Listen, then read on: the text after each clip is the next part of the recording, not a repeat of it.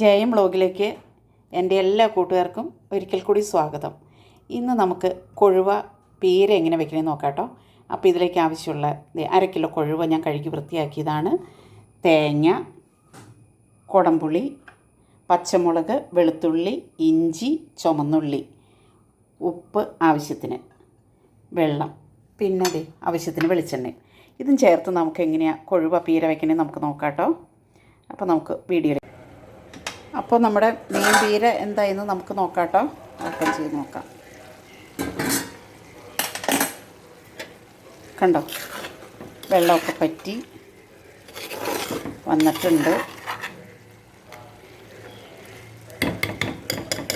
പച്ച വെളിച്ചെണ്ണ ഒഴിച്ച് കൊടുക്കാം കേട്ടോ. വെളിച്ചെണ്ണ ഒഴിച്ച് കൊടുക്കാം.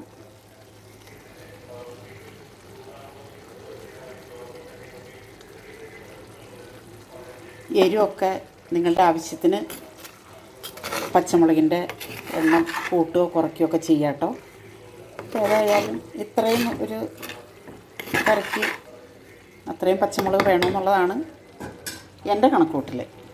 അപ്പോൾ ആവശ്യത്തിനനുസരിച്ച് 2 കറിവേപ്പിലയും വെച്ച് അപ്പോൾ നമ്മുടെ ഈ കറി ഇവിടെ റെഡിയായി. അപ്പോൾ എൻ്റെ കറി എല്ലാവരും ഇഷ്ടപ്പെട്ടെങ്കിൽ നിങ്ങളെല്ലാവരും ഇത് വെച്ച് നോക്കണം കേട്ടോ. പെട്ടെന്ന് എളുപ്പം തയ്യാറാക്കാവുന്ന ഒരു കറിയാണ്. അപ്പോൾ വീണ്ടും വേറൊരു വീഡിയോ ആയിട്ട് ഞാൻ നിങ്ങളുടെ മുമ്പിൽ വരും. ഓക്കെ.